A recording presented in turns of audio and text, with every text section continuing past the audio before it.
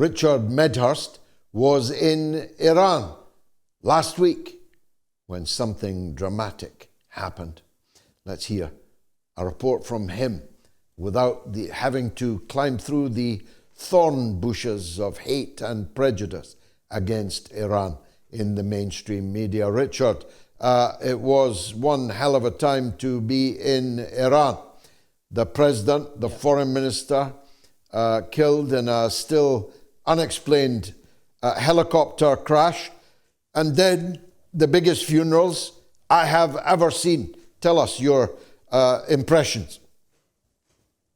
Well, thanks for having me on, George. It's great to speak with you again. And you're absolutely right. I wasn't expecting, I mean, in my wildest dreams to be, to receive the news that the president and the foreign minister had both died. I mean, I thought someone was playing a joke, or pulling my leg when I heard this. I really thought that they're joking, because I'm in the country and I didn't hear any of this. So this is when they were still searching for him, and I was up all night watching the news, flicking between the channels in English and Arabic, trying to understand Farsi, and they were trying to find him for hours and hours. And the reason is because when you have a high value person or a VIP like the president, you don't turn on the transponders, because then everybody can see where you are. So it's a security risk, and that's why, in addition to the rough terrain, they took so long to find them. And very, very, very sad. I mean, it's a loss for everybody. It's not just a loss for the Iranians; it's a loss for the whole world. And when the day of the funeral, we got up at like 6 a.m, because can you imagine, like, the funeral starts at 8 or 9, and we got up at 6 because we knew it's going to be so crowded. And we were in the car, and then we couldn't, the road was blocked because there were so many cars. We had to get out and walk on foot. I'm just trying to give you an idea of how packed it was. And in the end, we didn't even go to the main street. We were on a side street, still at the University of Tehran, where this was happening. And nevertheless, it was I mean, jam-packed. We were stuck in there like sardines. You couldn't leave even if you wanted to. And that wasn't even the main street. So the ones that were parallel and perpendicular to us were even fuller. And I filmed a lot of videos during the prayers, before, when people were milling in. I've never seen anything like this, and I find it bizarre that in England we see nothing wrong, of course, with state funeral for the Queen or Diana. But when the Iranians have one, we start making fun of them. We start, negating or trying to dispute the figures. I mean, what is this? Who has time for this nonsense? I was there, and I'm telling you, there were millions of people. Okay, you had so many foreign dignitaries who also came to pay their respects. Putin was supposed to come initially, and then he sent the Speaker of the Duma. You had the Vice Chinese Prime Minister, the Azerbaijani, the Armenian prime ministers. You had the Pakistani prime minister as well. These people, you don't see that often. You only see this when someone of value, someone who has done a lot for the world and not just their country, passes away. And right now we don't know what it was. So we're still waiting for the investigation. But yeah, it was a once in a lifetime experience, and unfortunately, a very sad and morose one. Well, the British coverage said that there were thousands of people at the funeral, although in fact there were at least 5 funerals in different cities. Yeah. Because exactly. There were 5 people, I think, died, and also the president's body was, as it were, taken on a cortege through his own hometown, and then also for burial in Tehran itself. Yet they said thousands, though any fool could see by looking at the pictures that it was millions. A problem they solved by not showing you the pictures. And they also claimed that the Iranians were happy to see the back of President Raisi. Do you find any evidence for that? No. First of all, yes, there were thousands, but there were also hundreds of thousands in addition, in total. It wasn't just thousands of people. That's a complete lie. And I find it funny because the BBC wanted to interview me on that day because of what I the footage that I posted, and then we were setting up a time, and then they suddenly disappeared, which is very telling, because they can't have much truth on the channel, God forbid. So no, this thing about thousands is not true, and also this idea that there were Iranians who were forced to come. I mean, if that's true, the Iranians have the most sophisticated state apparatus in history. But no one was forced to come. They were not forced to come. I mean, I could see that. And in addition, this idea that they were celebrating. I mean, look, I'm sure there were some people celebrating. I don't know how many they were, but I didn't see any, and they certainly weren't in public. So, whenever any president or any politician dies, some people are happy, or especially people who are in the opposition and the Iranian diaspora who are exiled. But I didn't see anything like that. On the contrary, you had people weeping, men and women alike, just sad, sad, sad. And they came out in the scorching sun and stood there for hours and prayed. And, it was very, very beautiful, but also, of course, sad at the same time.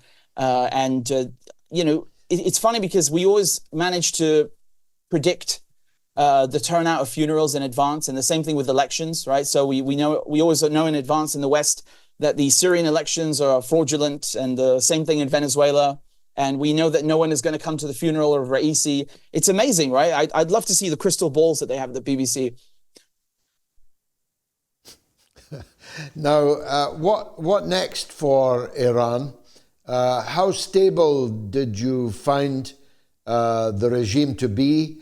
What kind of changes have there been in Iran and might now happen?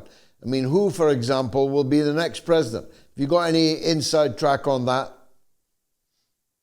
Well, I'll just start by saying this, because we see another, Western talking point fall apart, because we always say, or we always hear in the media that Iran is a dictatorship, but it's not true. They're having elections in 50 days, less than 50 days. They have their own democratic institutions, but we choose to ignore that, of course. So again, they're going to have elections in less than 50 days. At the moment, I can't say who's a favorite or who isn't a favorite, because they haven't even signed up yet for the election. So I certainly tried asking around and gauging and trying to figure out who is a favorite. But I can tell you, for the foreign minister at least, Dr. Ali Bagheri, he was the deputy foreign minister, and now he's acceded to the post of acting foreign minister. And I interviewed him in Vienna during the nuclear talks, and he's a very skilled diplomat. And usually you'll have the foreign minister himself who will go and negotiate things like the nuclear deal. But they sent him, even though he was the deputy, which I think is a testament to how skilled he is in international relations. And so what's next for Iran? Well, I'll say this. I think that Iran is going to be even stronger, because every time we've had a loss like this, whether, for example, it's an assassination, and again, I don't know if Raisi was assassinated or not, but the point is that when a great political figure is lost in Hamas or Hezbollah or Iran, the resistance gets stronger. Their resolve is strengthened, and they're even more driven. And everybody in Iran said the same thing. I spoke to a lot of people. I tried to gauge what happened, and I also took into consideration, the past, of course. So they're going to continue supporting the resistance axis. They're going to continue supporting the Palestinians without question. That's something that they've done consistently since 1979. So it's not about to change now. It's just again, it's a terrible loss, because Raisi, he's somebody who took Iran into BRICS. He also worked heavily with Shanghai Cooperation Organization. He went and signed a railway deal with Iraq. Same thing with the Russians. He just a few weeks ago signed $1 billion deal with the Pakistanis. He signed a 25-year economic partnership with China. So he laid the groundwork for future generations to benefit from this multipolar world that we're transitioning into. And it takes a very skilled pair to do that. If you're foreign minister, also you're juggling between the United Nations, the IAEA, then of course all these other bilateral and multilateral organizations. It is a very difficult job to be the Iranian president or the Iranian foreign minister, and they handle it with finesse and elegance. And it's a loss for everybody, frankly. It really is. But I've no doubt that they will stay the course, and they will continue in the same way that they always have. Now, you mentioned the resistance, the Palestinian resistance. I mean, if you're going to measure Netanyahu's success with how he has freed Israeli hostages and defeated the Palestinian resistance factions, you'd have to objectively adjudge it a complete failure, wouldn't you? Because virtually not one single hostage has been freed, and the resistance are this evening landing rockets on Tel Aviv. So undefeated are they. What's your feeling about the rising tide of opposition to Netanyahu in Israel? It's not an opposition, of course, that wants justice for Palestine, but it sure is united in its belief that Netanyahu has failed. Is that how you see it?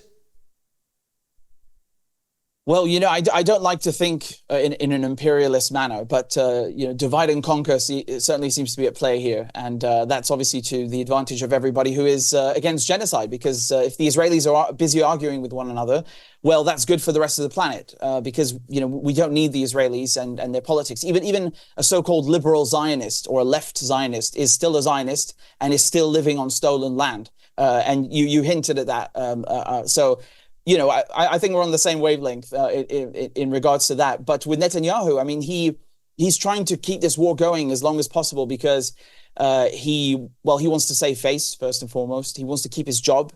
You know, as long as the war is still ongoing and being prosecuted, you can't get rid of him. He has this this wartime cabinet, and everybody who's displeased has to shut up and do what they're told in the end. So he has a grip on power right now that is to his advantage, but he's losing the war.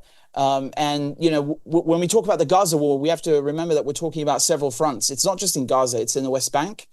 It's in Syria. It's in Iraq. It's in Yemen and in Lebanon and even Iran. We had Iran firing 300 missiles at the Israelis just last month. So we can't disregard that as something that isn't a front. It absolutely is.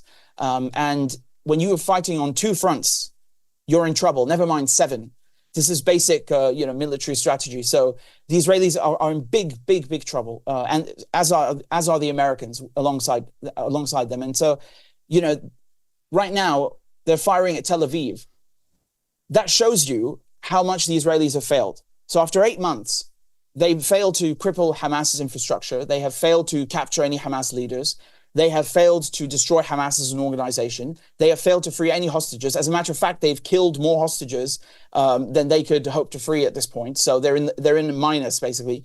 It's scandalous. It's really scandalous. And I think if we look at this behavior, how they bomb everyone, including their own people, we understand why there was a massacre on October 7th. There was indeed a massacre, but the massacre was carried out by Israelis, by their helicopters, because they fire indiscriminately, because they are terrorists. And George, before I came on, I heard you talking about the Stern Gang and the Irgun and all these terrorist groups that went on to become the IDF. You know, they haven't changed. They have not changed since 100 years ago. They are still the same terrorists that murdered British soldiers and British civil servants and politicians and put bombs around London.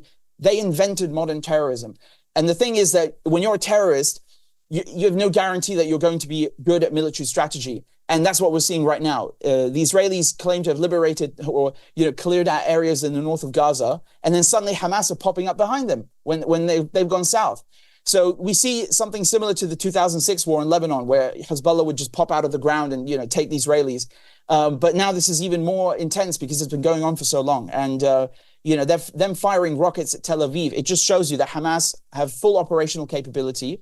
They have been crippled in no manner whatsoever. And they have access to all sorts of ordnances and weaponry. They've got mortars, rocket-propelled grenades. They have IEDs that they're building with duds dropped by the Israelis. They've got machine gun rounds. They've got everything they need to prosecute this war. Whereas the Israelis collapse like a house of cards if the Americans don't give them weapons every 24 hours. So, I guarantee you, 20 years, 30 years, 50 years from now, military colleges and universities will be teaching the guerrilla tactics that were employed by Hamas in this war. Guaranteed. Richard Medhurst, as always, a pleasure to talk to you, and an education too. That's Richard Medhurst, renowned independent journalist and political analyst.